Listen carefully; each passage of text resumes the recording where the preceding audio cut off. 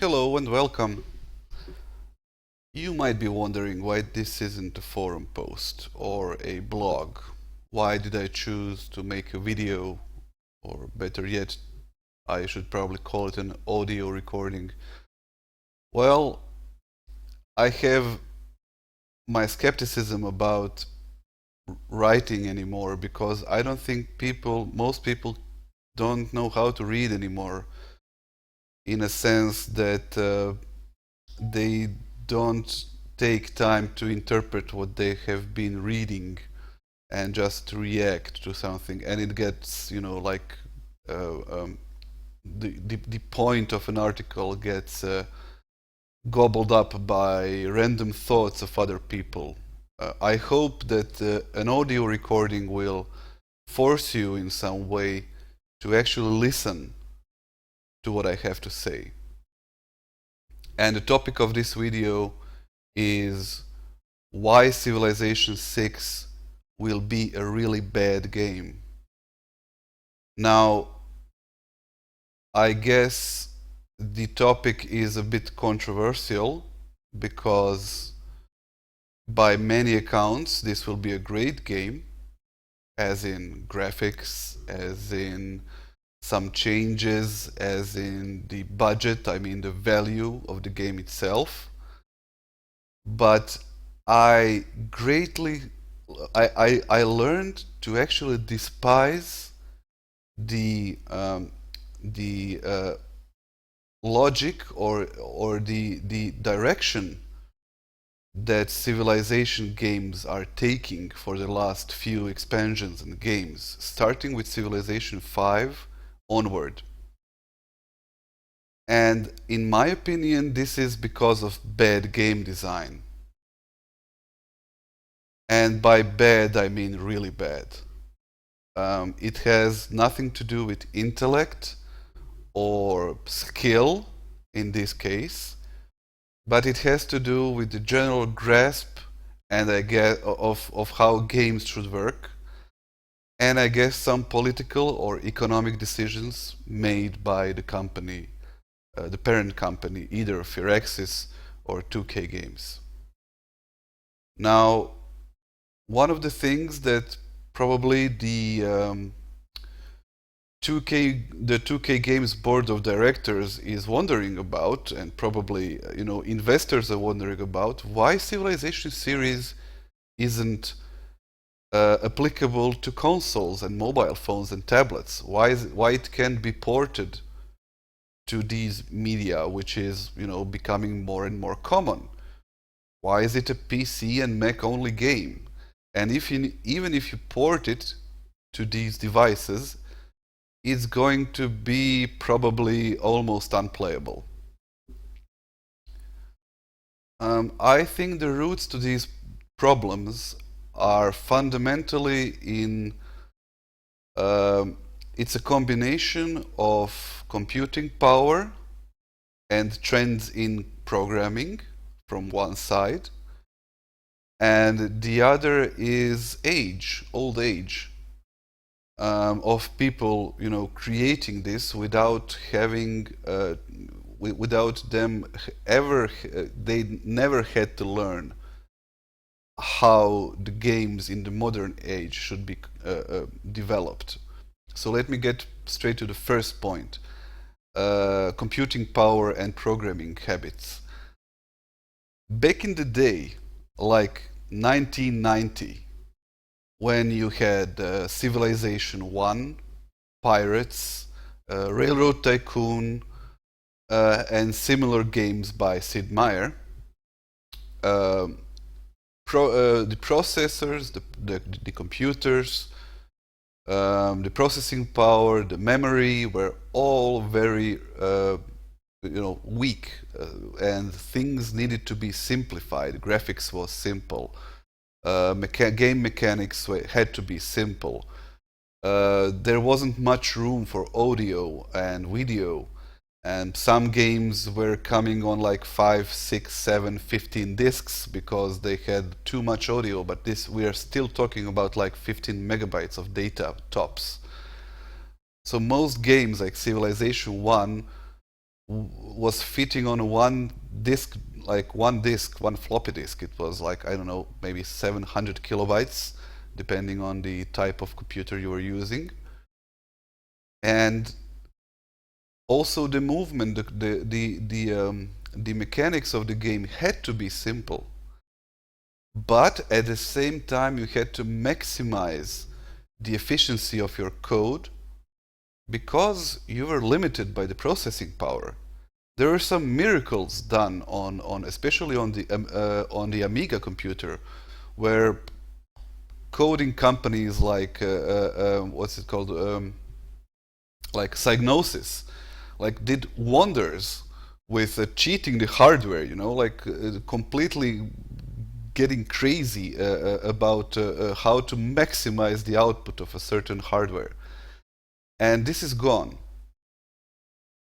And what I'm trying to say with this, that Sid Meier's games were kind of forced into a certain mindset of the developer.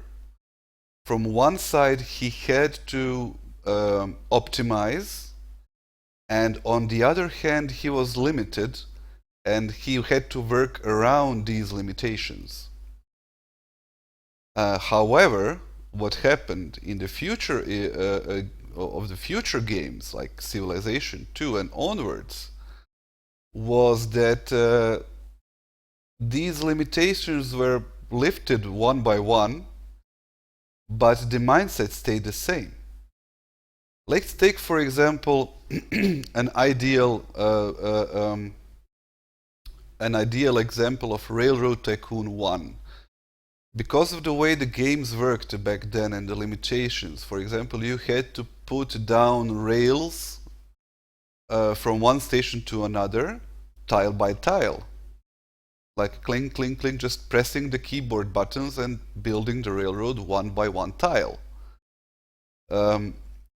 But from the game perspective, that's a waste of time, right? I mean, you are clicking something that could be done by simply drag and drop.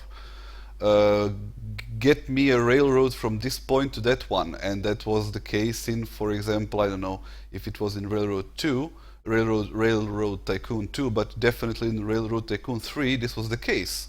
Like they just removed this mechanic of having to place rails on a single tile because it was unnecessary.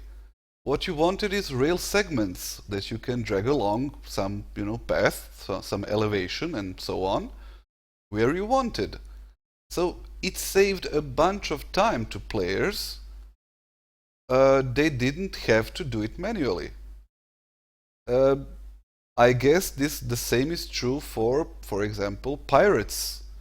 The graphics were limited, so there wasn't even a map of the Caribbean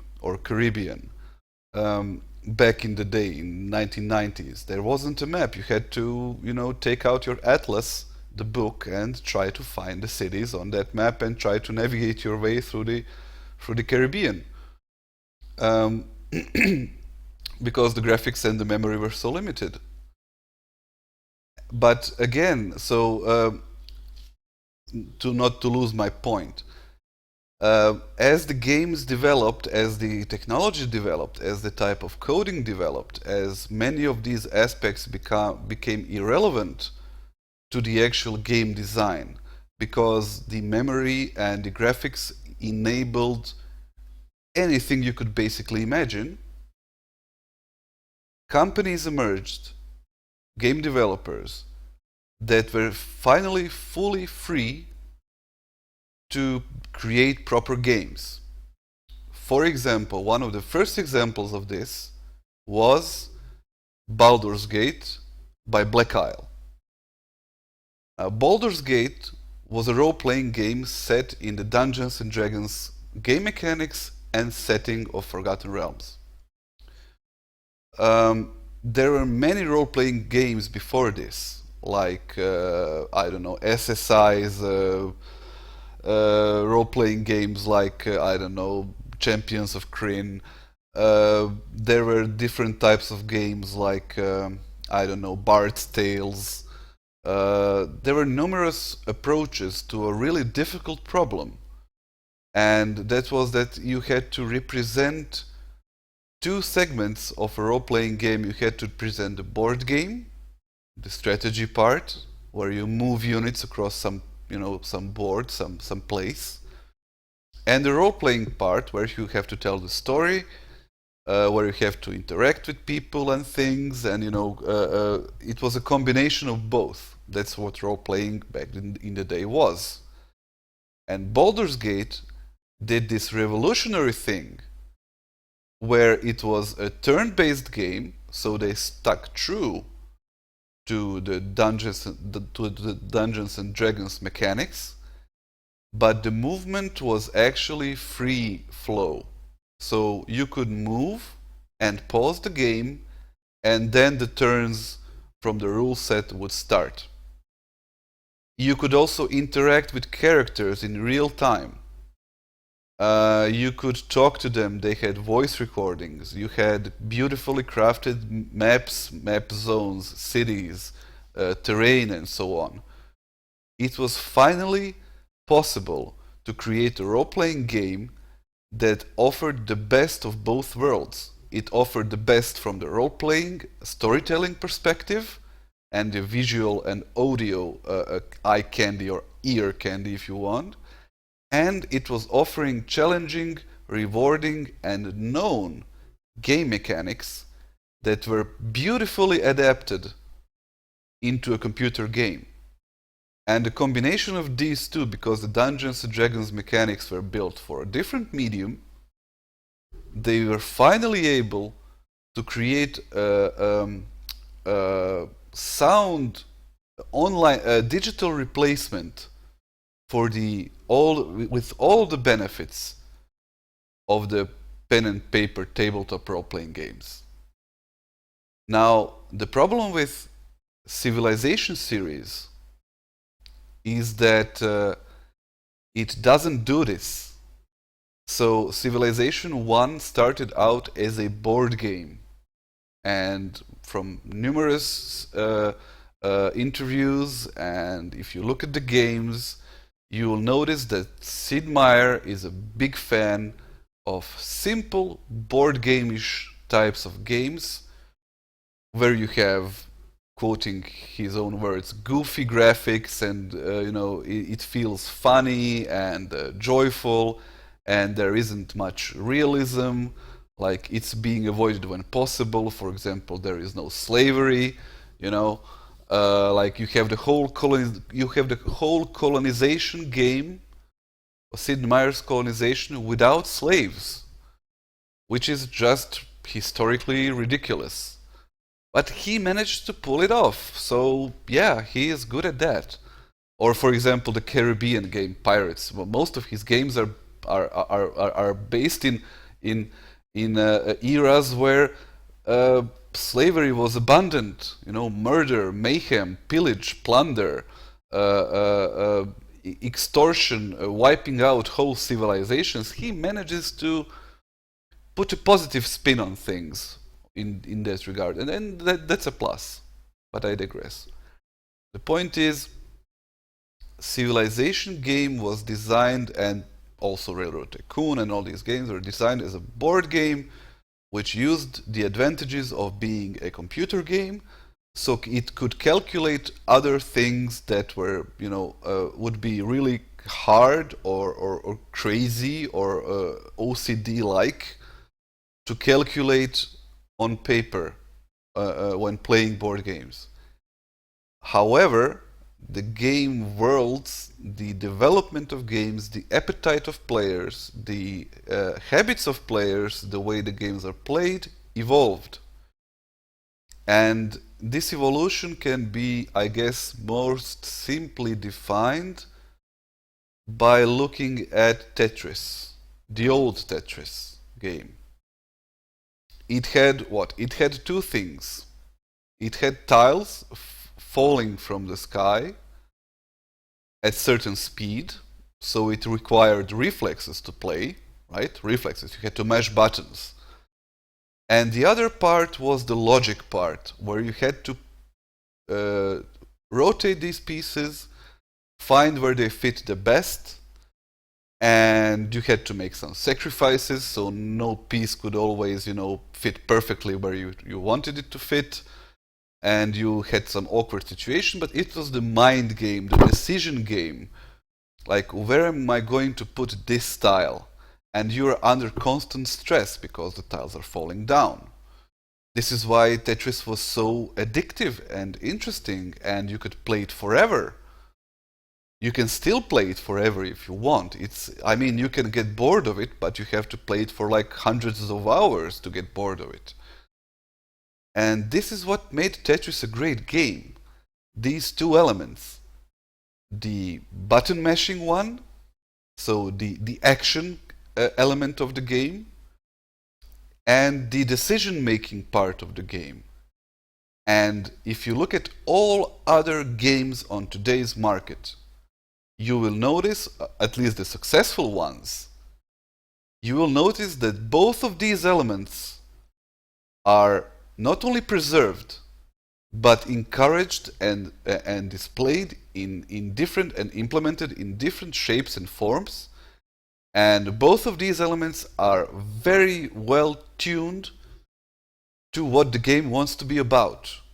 So when game developers are starting to create a new game, these are the two things they think about the most. At least that's what I think, because that's what happens in the end. Maybe they take some different route but achieve the same goal, I don't know. And Civilization 5 onwards, I mean, it has lost it even before, but the game company of Firaxis simply lost its vision on how to do this. And I'm going to cut the video here and come back in the next part.